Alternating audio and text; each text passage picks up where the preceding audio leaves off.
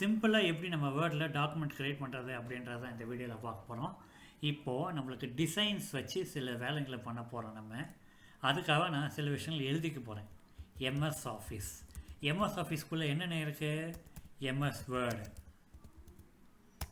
And MS Excel and MS PPT, அதாவது PowerPoint. MS ஆஃபீஸ்க்குள்ளே நிறையா இருக்குது. அதில் நம்ம 3 இது தான் போட்டிருக்கோம். இப்போது MS Word, Excel, PowerPoint. இப்போது MS Word is used for documentation அப்படின்னு வச்சுக்கிறேன்.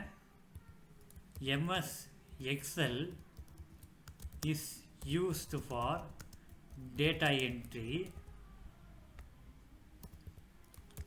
எம்எஸ் பிபிடி, அதாவது PowerPoint, is used for slide presentation.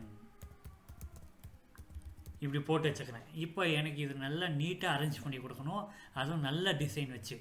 இப்போ நான் என்ன பண்ண போகிறேன், இதை அப்படியே செலக்ட் பண்ணிக்க போகிறேன். நம்மளோட ஹோம் டேப்பில் ஸ்டைல் செக்ஷன்ஸ் இருக்காங்க, அதில் நான் இந்த மாதிரி செலக்ட் பண்ணிட்டு டைட்டில் அப்படின்றத போட்டுக்க போகிறேன். அண்ட் எம்எஸ் வேர்டு இருக்குது பார்த்தீங்களா, இது வந்து நம்மளுக்கு சப்ஹெட்டிங், அதனால் இதை ஹெட்டிங் 1ன்றது மாதிரி வச்சுக்கிறேன் நான். ஹெட்டிங் 1.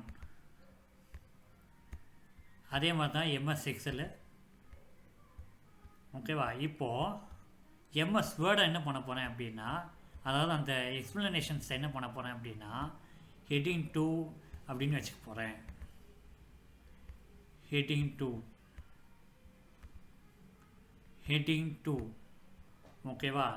இப்போது இதில் என்ன அப்படின்றது கேட்குறீங்கன்னா, ஹோம் டேப்லேருந்து அப்படியே டிசைன் டேப் போயிடுங்க. டிசைன் டேப் போனோடனே இதில் ஒன்று ஒன்றா மாற்றி பார்த்தீங்கன்னா உங்களுக்கு தெரியும், ஒரு அழகான நம்மளுக்கு ஒரு டிசைன் கிடைக்கும். நம்மளுக்கு